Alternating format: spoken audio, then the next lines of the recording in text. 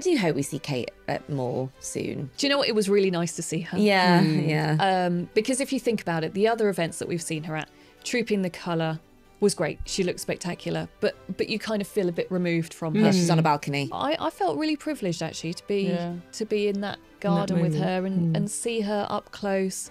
People can be a bit sniffy about kind of the impact that members of the royal family can have on a community, but you saw it. You really saw it in Southport.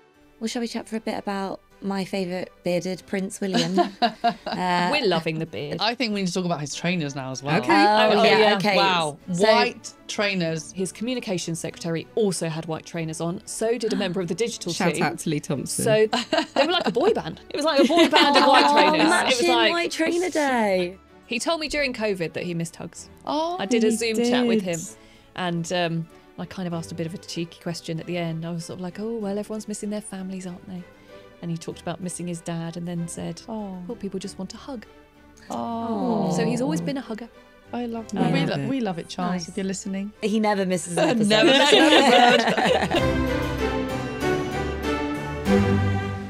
Hi, everyone, and welcome to a new episode of a Right Royal podcast with me, Andrea. And me, Emmy. This week, the royals have been very busy. Yes, the King and Queen have landed in Australia. The Duchess of Edinburgh has been in Africa. Prince William's had a very busy week, and we've had a surprise outing from the Princess of Wales. Yes, and we'll be speaking to Sky News' royal correspondent Rhiannon Mills, who was in Southport with William and Kate and can tell us all about it. But first, who better than to fill us in on the latest royal news than our very own Royal Editor Emily Nash? Let's welcome Emily. G'day, Emily. Really? What have you got to tell us about Charles and Camilla in Australia? I was going to do all of that in Australian accent, but you know what? I won't. No, 'Cause, don't. I don't want to offend any Should be in Aussies. Summer Bay, mate. Natural. Tell our listeners why you're here, actually, because you really should be in I Australia. really should be in Australia. Yeah, unfortunately, I couldn't travel this time around. So I have sent my very brilliant colleague, Tracy Chevrian. Quick question.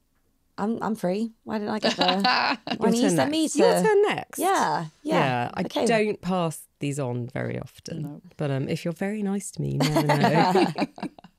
Noted. So tell us a bit about this tour. Big thing, I think, is that Charles has actually paused his treatment to undertake this tour. Yes, that is correct. He's been undergoing, we think, weekly treatment. They haven't specified what type since he shared his cancer diagnosis at the start of the year.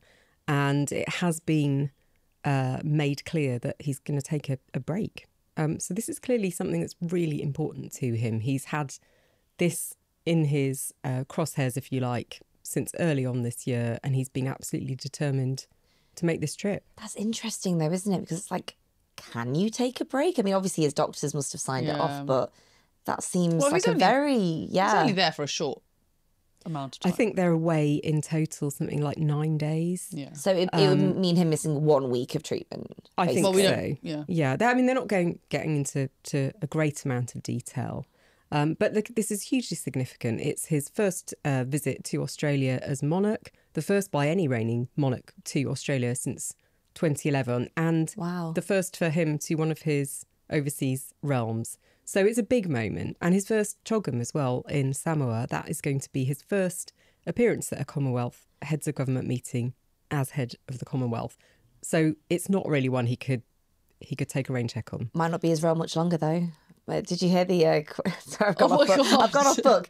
I might need to cut that bit. No, because did you hear he recently said if they want to be a Commonwealth, he'd really support it. If they want to be a republic. Oh, sorry, a republic. Yeah, if they wanted to be a republic, he'd be very supportive of it. Yeah, look, that's popped back up in the papers again recently. Yeah. But actually, it's not something new. It's what he's been saying for quite a long Yeah. time. And in fact, the late Queen said it as well in the past.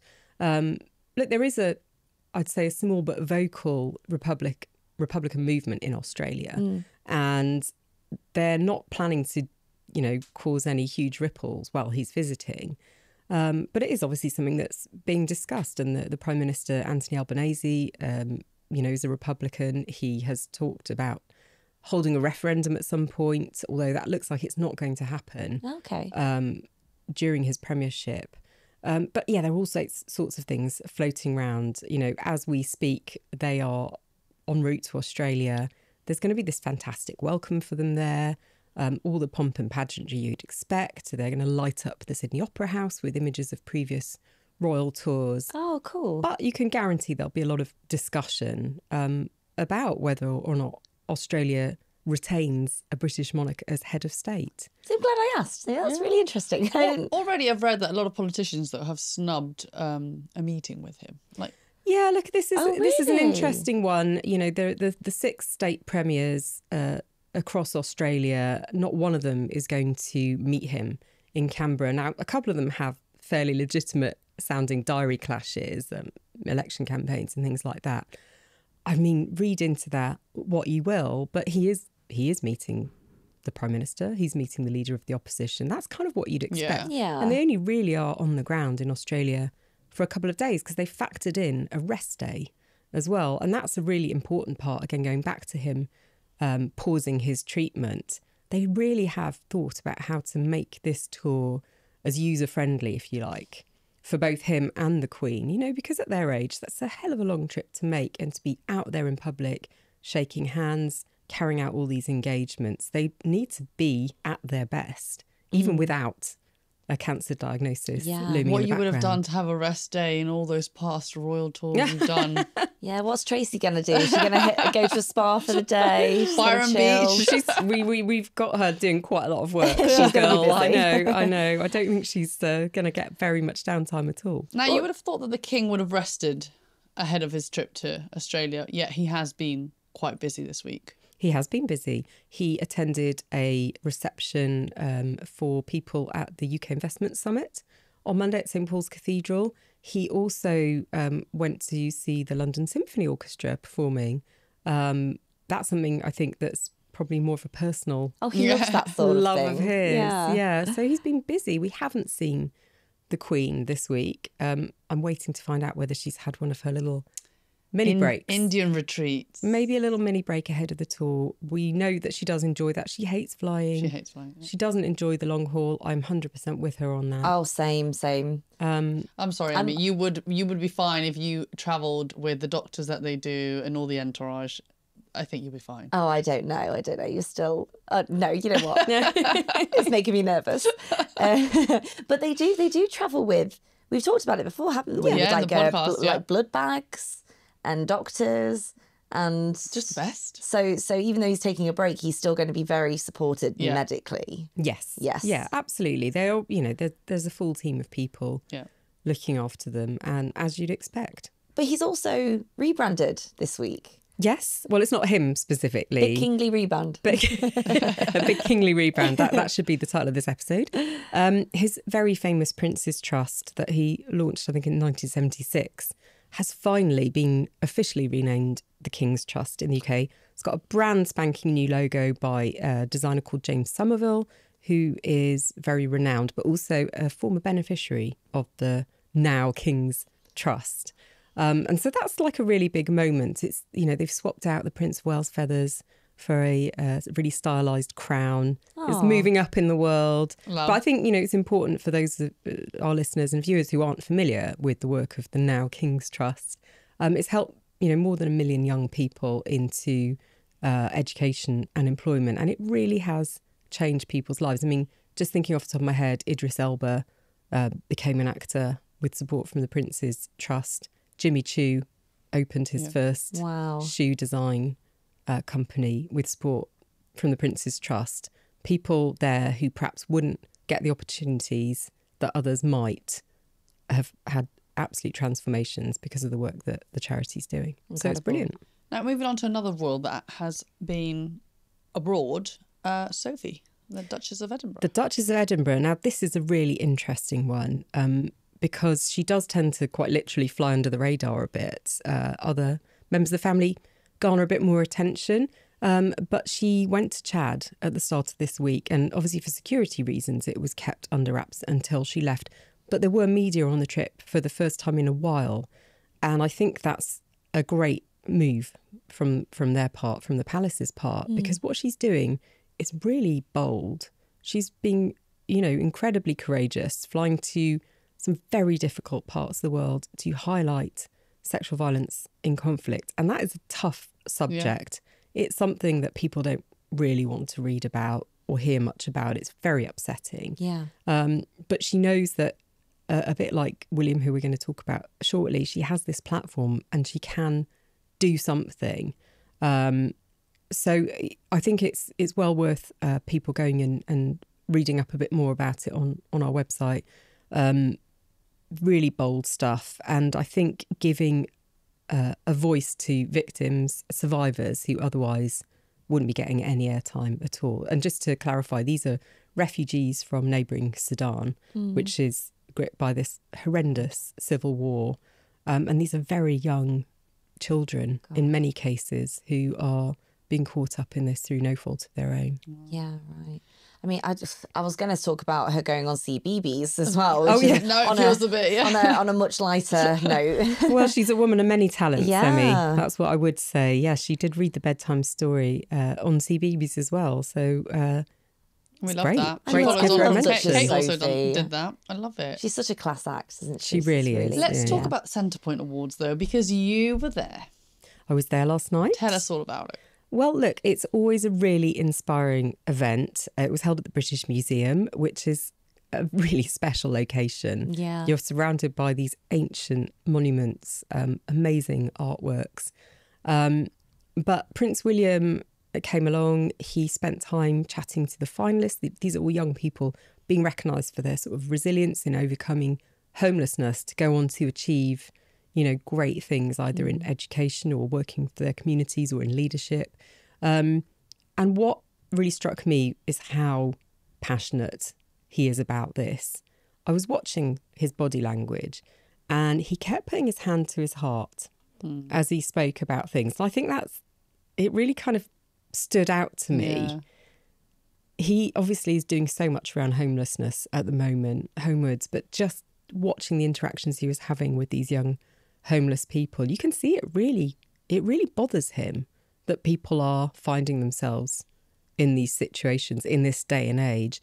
And he made a speech, obviously, saying that we need systemic change to bring about a change. And again, this goes back to what he's been saying for so many years and what his mother said before him.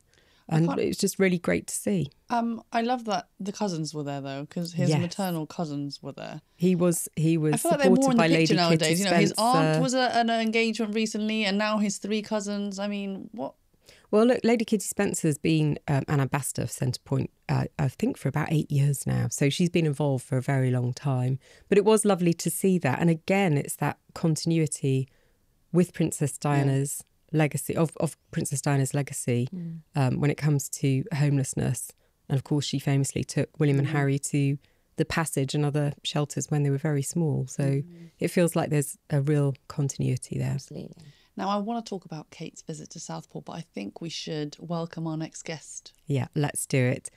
Let's bring in the very brilliant and lovely Rhiannon Mills, Sky News' royal correspondent.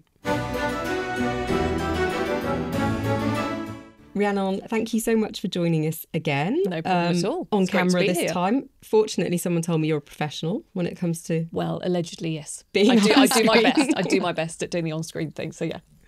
Now, look, you have had a busy few days.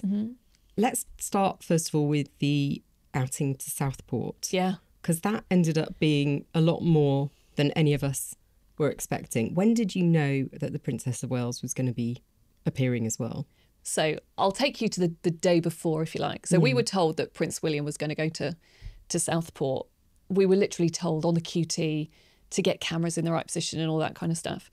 So anyway, then came to the Thursday morning and I travelled up there because I thought, actually, this is a really important visit for Prince William alone. We know that the King had gone to Southport, but I know that William had been particularly affected by what had happened in Southport.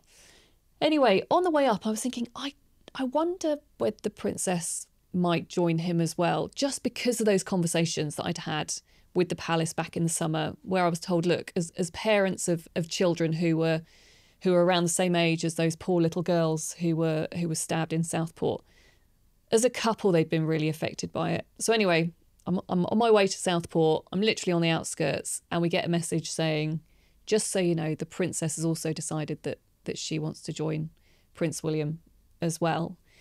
And I think for both of them, it was really important that they made that journey up there together. Of course, they spent time with the parents of those poor little girls, and also spent some time with members of the emergency services as well. And yeah, I think just for them as a couple, look, parents up and down the country, look, probably all of us in this room, it was heartbreaking what happened in Southport.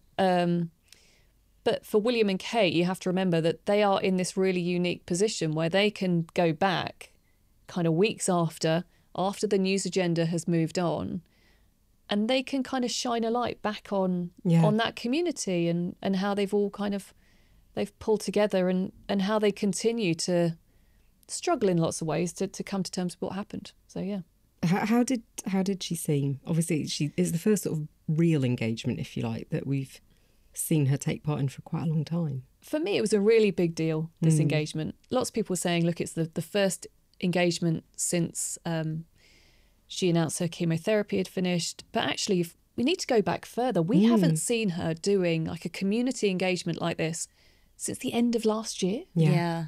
It's mad, isn't it? Like, we're so used to seeing them as a couple out and about, or her out and about doing kind of engagements to do with early years and her childhood work. So to think, it's been 10 months since we've seen her doing something like that.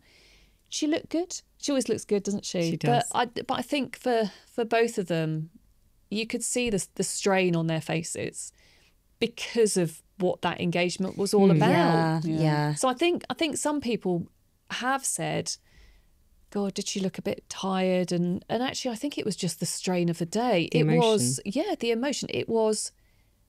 I was in the garden listening to some of those conversations they were having with police officers, paramedics, the fire service, and it is horrendous what they faced that day. Yeah. There was one police officer who was talking about how he faced the unimaginable that day. He had a day off, and then the next day he had to come in because he had to go meet the Prime Minister, Keir Starmer. Yeah. He then had 4 weeks off, come back to work, and was still struggling with what he saw that day. And so I think you could see for William and Kate, they were just so kind of engrossed in those conversations they were having. Look, you and I have done enough public engagements like this. There are some of them where it's almost like they zone out from the fact that we're there. And that it felt like one of those, that they just wanted to have those really kind of important conversations. Do you think that Kate's return is a one-off because she felt so strongly about wanting to be there for this particular situation, or is this the beginning of her coming back to engagements a little bit more? To me, it felt like this is going to be a rare public outing for now. Right. Look, she said in the video, didn't she, that staying cancer-free continues to be her priority. She's also said around Truth and Colours, she said she has good days and bad days.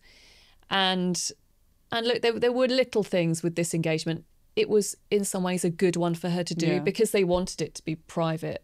So she didn't have to face kind of the banks of cameras, the TV cameras, the photographers, all that kind of Crowds. stuff. Yeah, the crowds. There was a little crowd of people outside of the gates of the community centre. And in the past, I would have expected them to go and say hello to that crowd, and they didn't, which to me kind of felt a bit of a sign of, do you know what?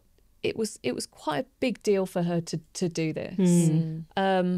It's a long way to travel. I know they probably flew up there, but it's a long distance for her to travel when she hasn't been doing public engagement. So I think we're going to see more probably around, I don't know what Emily thinks, but around kind of Windsor Castle meetings, that kind of stuff, than the big public outings like this one, I suppose. That is interesting about her not speaking to the sort of community, because I think they would if they could, and that's what they've always done. So obviously it's like just being there wasn't the engagement enough. Either. This was such a it was a very intimate one. Yeah, but they've been to somber things before, and they greet the community. It's not like necessarily celebratory. But I think they met who they had to meet. I think they met the parents and the families and everyone that supported them. I think that was probably enough. And look, we were told that once we'd all kind of been ushered away and they were still in this community garden with the emergency service workers, they'd gone back into the building, and she made a point of going back in and hugging them. Like, she wanted to go and just really show that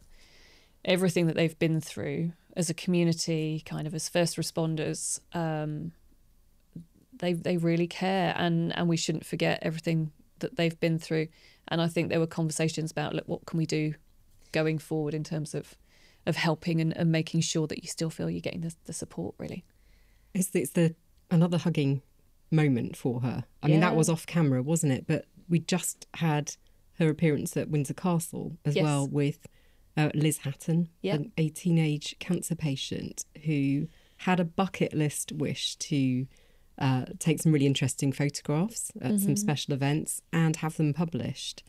And that was unexpected. We weren't expecting to see the princess pop up at that. What did you make of that interaction?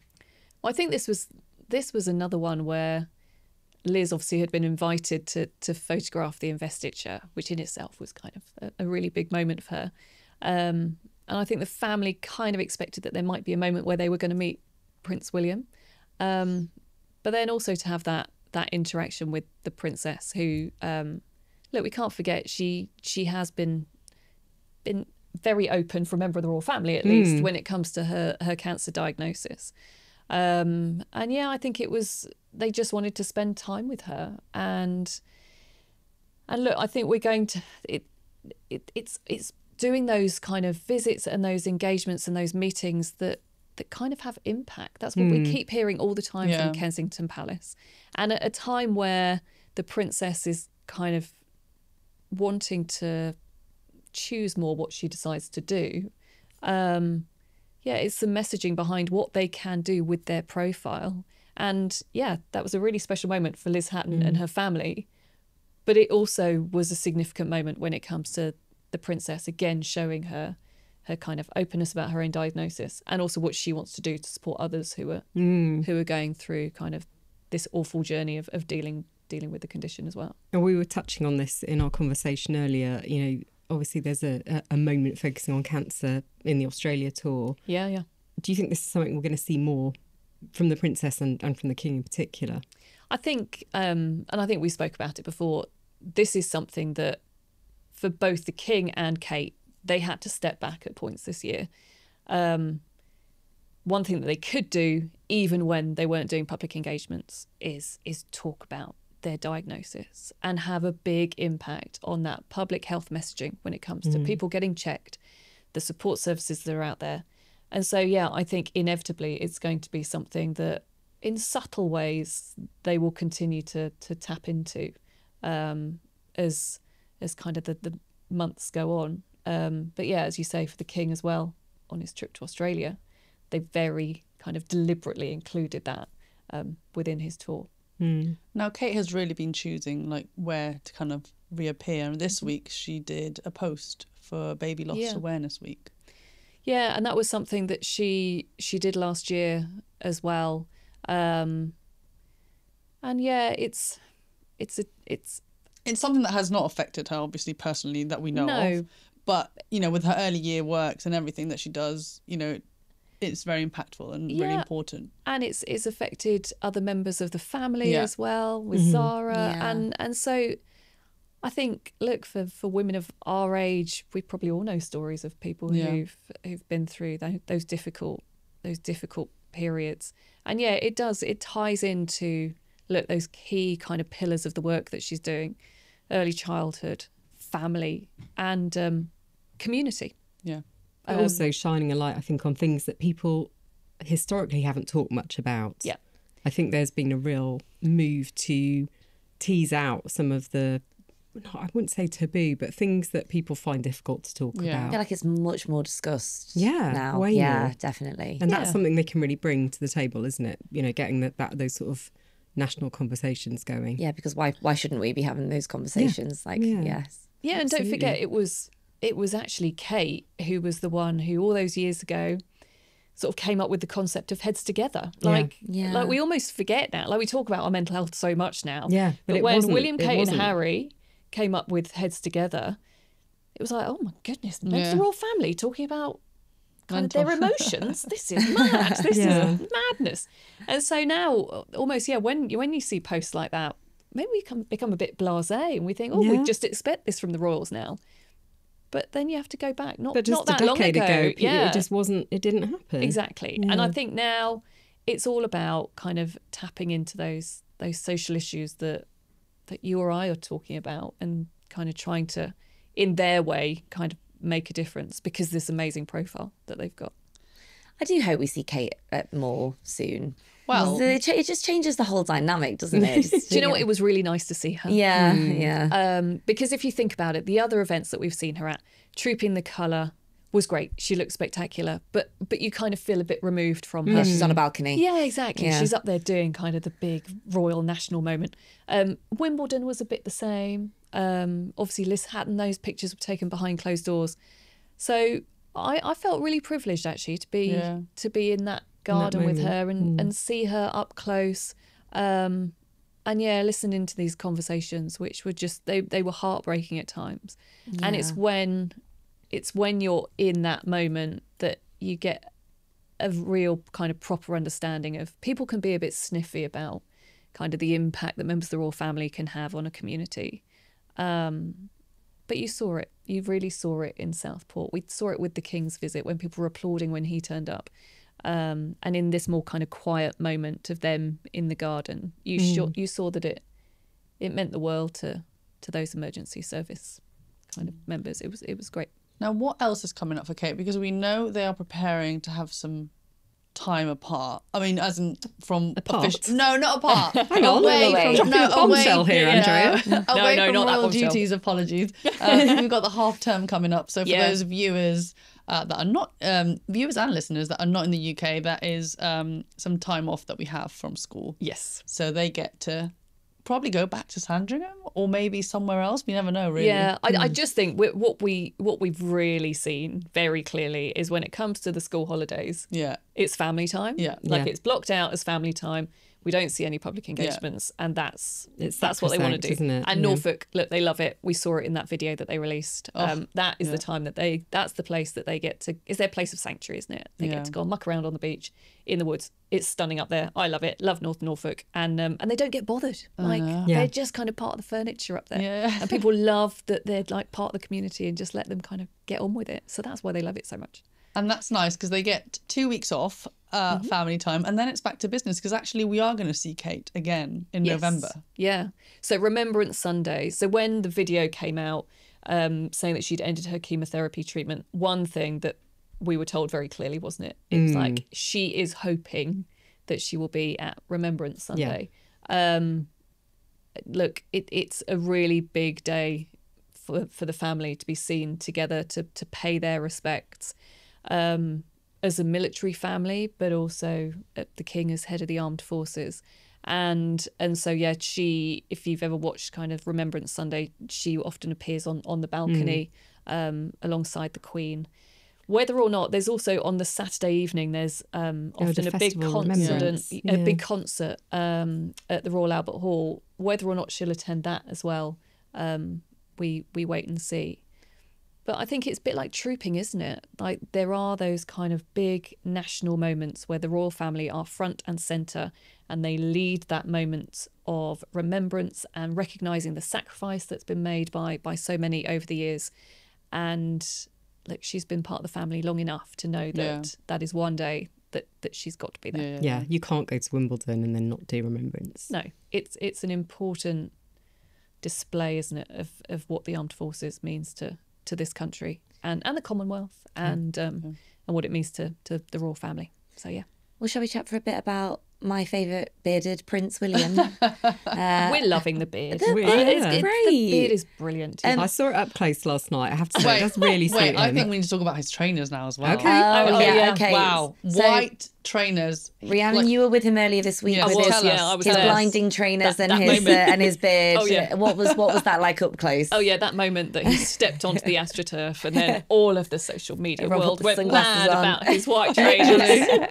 Isn't it crazy that we just go mad about him and his footwear? But we don't normally see him in white trainers. Never. And then there was someone on the socials kind of going, why are you taking the mick out of him in his white trainers? Of course he'd be wearing trainers on that kind of surface. And anyway, and then the videos appear, don't there? Other times that Prince William wore trainers. But not white trainers. No, now they were sparkling. You couldn't miss them. The box fresh. But also his communications secretary also had white trainers on. So did a member of the digital team. Shout out to Lee Thompson. So they were like a boy band. It was like a boy band of white trainers. It was like white trainer day. I did say to his private secretary Ian, I was like, "Where's your sports kit?" He was like, "No, I'm too old for that." So he was drawing the line there. But yeah, after what has been a tough year for the royal family, it's actually quite nice to go to an engagement that's a bit of fun. Yeah, and a bit normal. Feels like a bit back to normality. So sorry, what was it? Yeah. What did they do? So it was for the NFL. So American football. Yeah. The NFL have a foundation in the UK now. It's been running for 3 years. And what they do is they kind of tie up with groups up and down the country that work with kids from disadvantaged backgrounds, kids who live in areas where they don't do that much physical activity, and they kind of try and inject this kind of excitement around American football. And so Prince William was there learning about NFL flag, which is kind of, they don't have the pads and the helmet and all that kind of stuff. Bit less violent. Yes, it's meant to be less contact, but I don't know. They seem to be barging into each other a bit. But it's also great for girls. Like it's a way of getting girls into it because they've all got a bit of kind of swagger about them. They've got like music on and all this kind of stuff. It's great.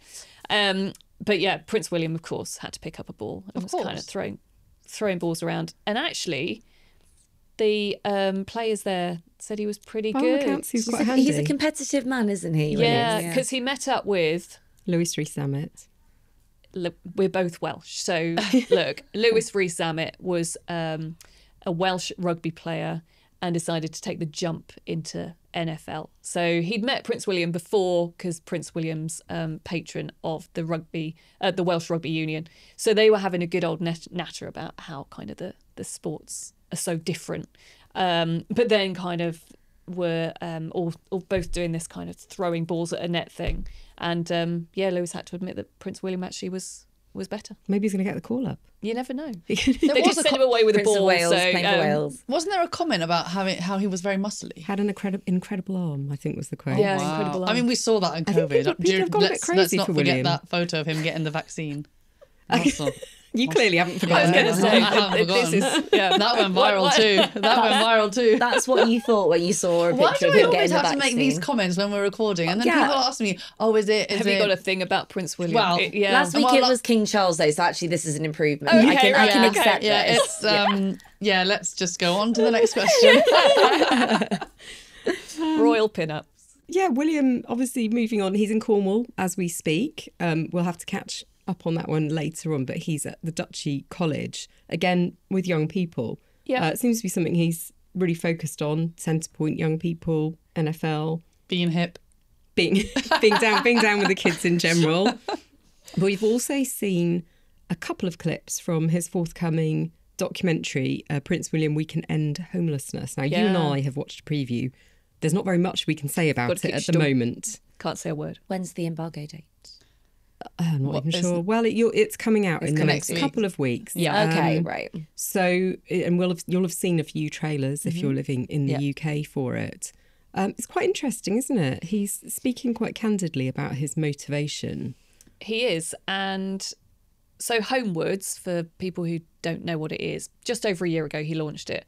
And it's kind of his big project to, and this is a big statement and one that's potentially going to trip him up a bit, to end homelessness, or at least make it rare and brief. The problem is when he launched Homewards, there were some who would say, well, hang on a minute, you live a very privileged life. You have access to all kinds of properties, from castles to mansions.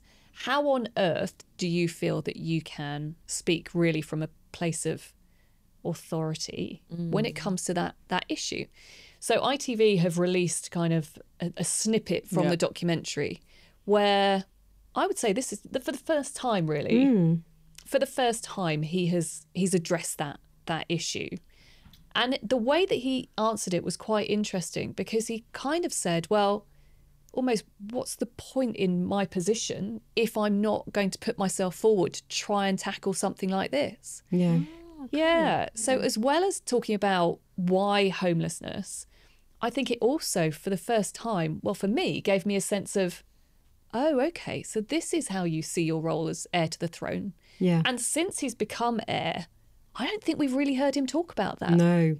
Not that kind of explicitly anyway. Yeah. And so it gave me a real insight for like, do you know what? We keep hearing from his team, oh, he wants to make impact. I genuinely think he's in this place now where he's like, right, I'm heir to the throne. What can I do with that? Yeah. And it's not, and this isn't me being sniffy about the ribbon cutting and the kind of visiting village halls and all that kind of stuff. That is still really important.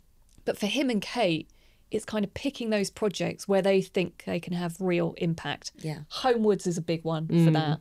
And we see that in the documentary loud and clear. But also with the environment as well and mental health. And it's kind of picking those kind of pillars of his work to, yeah, in a way, try and make the impact that in some ways his father did when he was heir to the throne as well. And also, I guess, I mean, I think it's fair to say he's not going to have as long a time in the role as his father did. No. Just because that's the way of the world. So he kind of needs to do it now if he's going to do it. I think he does. And also it's homelessness we know is something that you went to the Centrepoint Awards last night. Almost 20 years he's been patron for them. Wow. It's crazy, isn't it? Yeah. Like, he took over from Princess Diana. And so you see that while he only relatively recently has become heir to the throne, it's not like him and his team are kind of floundering around going, oh gosh, right, What's your purpose? what's my purpose and what do I need to kind of tap into to kind of feel relevant? This is all kind of a body of work that has built up over time. But now the focus on him is even greater, I would argue. Prince of Wales, heir to the throne.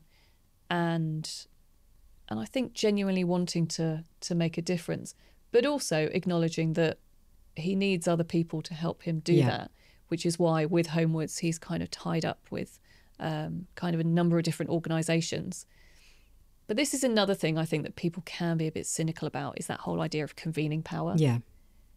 It does work. Yeah. It genuinely is there.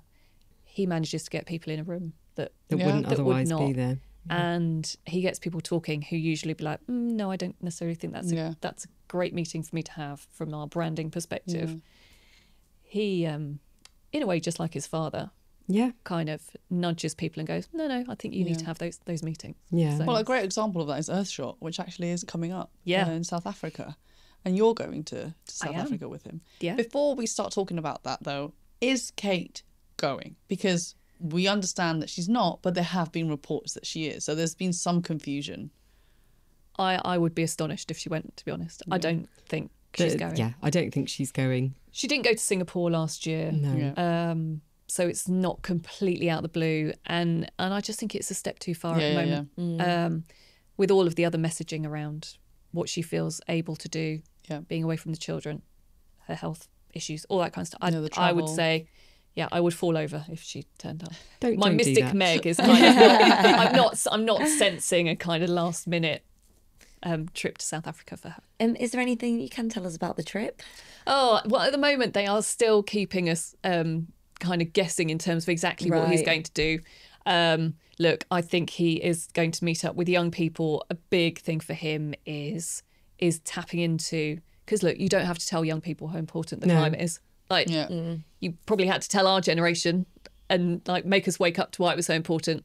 But young people, you really do not have to now. But I think that will be really important that he is seen kind of having those conversations with young people, because ultimately they are the change makers of the future. So I think there'll be a bit of that. Look, you can expect the usual photo opportunities. Cape Town, for anyone who's been there, is spectacular, really beautiful.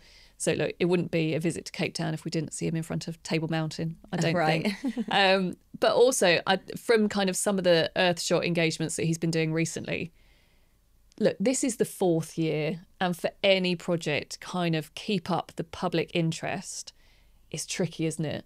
I think what his team are trying to show, kind of tapping into what I was just talking about really, is the difference that it's already making, and almost showing. So recently I went to an engagement where there was a sustainable tyre company that's tied up with Uber now. So Uber are going to use their tyres.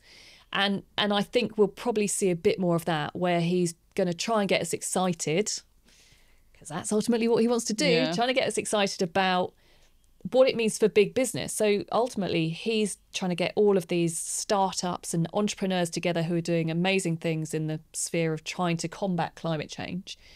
But saying to big business, well, da-da, here they are. Like, why don't you come and talk to these people? Because they may have the solutions to help make your businesses more sustainable. Yeah. Am I doing a good PR job for them here? I think they should hire you. I think there'll probably be a lot of that, to be honest. I did want to ask, though, speaking about public interest and like, isn't it around the same time as the US elections, though? I know. So won't that be a difficult nut to crack for William to get? It's really bad timing. He might miss the front pages, won't he? Well, it's really bad timing. I think the good thing for them now is that it is no longer just, are you on the front pages? Is it like all of it? We were just talking about, for you guys, it's no longer just the magazine. It's kind of all of the other digital kind of platforms and all that sort of stuff. So I think he will at least be hoping that it does get some coverage. What I want to know is whether he'll talk to us, the travelling press. I have high hopes. You're sending that out into the universe. Yeah, exactly. Manifesting. Listen to me. If he could pull out like some sort of juicy nugget of information for it, cleverly get ahead of the US election there. I want to see that passion from him, because you've got the US election globally. Like, there are other issues that people are focusing on more than the climate crisis, if we're being perfectly honest at the moment. There's a lot of news going on. And so it's going to be one of those where he's going to have to pull a rabbit out the hat, I think. Yeah. But it'd be great to go, and it's interesting, I think, to see how, with a big project, do you sustain the interest in it? How do you make sure it doesn't just become like, oh, is this a vanity project and something that you're spending lots of time on, but it's not kind of having the impact? But hey, I'm going to Cape Town. I can't complain. Yes. I really can't complain. Yeah. Very jealous. Yeah.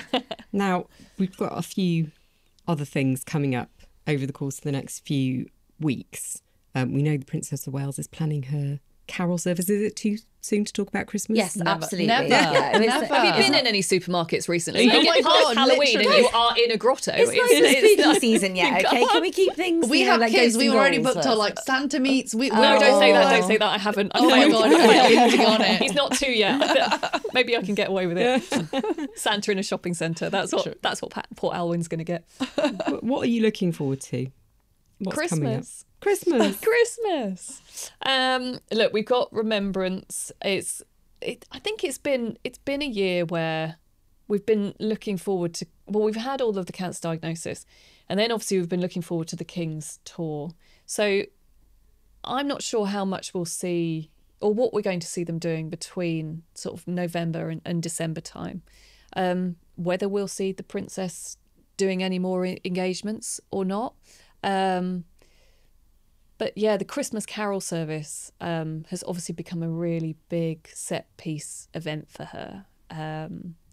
And I went last year. Did you go last year? Yeah, it's really special. It's a really magical day, and there's always last year the focus was on early years, and it's a lovely way for her to kind of say thank you to all the people behind the scenes who are sort of working tirelessly when it comes to helping families up and down the country. So it's really not. It makes a lot of people feel very special. Yeah. But Christmas this year, I think, for the royal family is going to be a kind of real time to look back over the last 12 months, isn't it? Like for all of us, it is, isn't it? Often you sat there with your mulled wine thinking, oh, where did that 12 months go? Yeah. But what 12 months it's been for them, and there are. It sounds silly in some ways, but there are kind of very few times in the year where they all get together as a big family unit, because they're off kind of following their own kind of calendar of engagements. So that's why trooping was so important for Kate to be there, because it's a chance for us to see them all up on the balcony and we all get excited about that.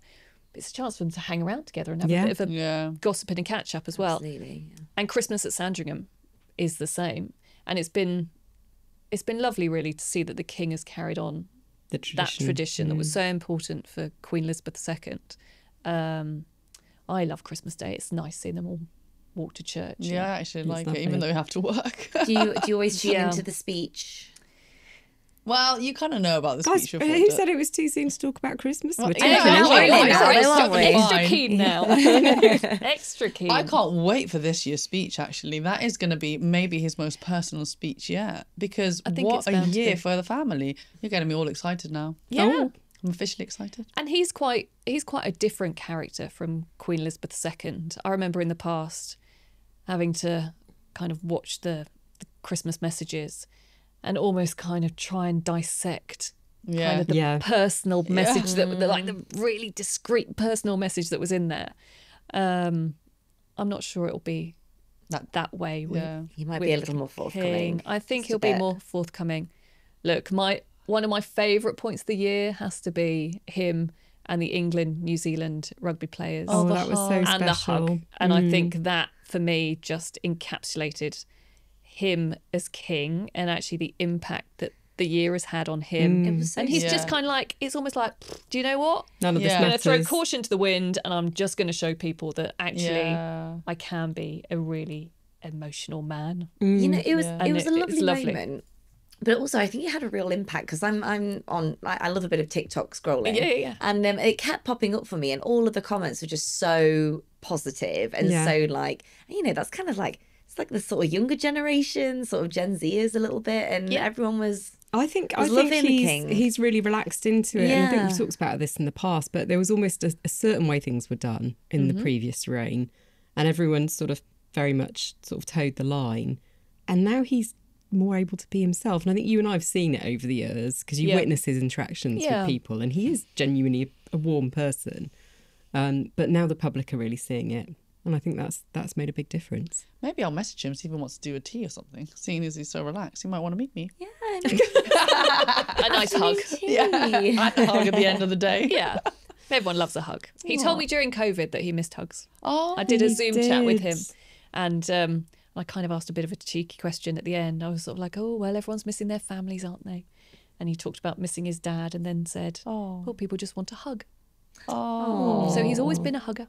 I love that. But I think this year has kind of brought that more emotional, kind of touchy-feely side of him kind of more into the public sphere, really. We love it, Charles, if you're listening. Yeah. More cuddles, more cuddles. He never misses an episode. Never misses an episode. Well, maybe this one, because he's on tour. Catch it up later. Rhiannon, thank you so much for joining us. Not at all. It's just so nice to see you all in this lovely, cosy space. Please come again. So, will do. I'd love to. Anytime. Thank you. Thank you so much. So that's everything from us today. Thank you so much to Rhiannon and to you two for joining us. We'll be back soon. But in the meantime, catch more from Hello with our news and entertainment show, The Daily Lowdown, available on Spotify, Apple, and wherever you get your podcasts. Bye.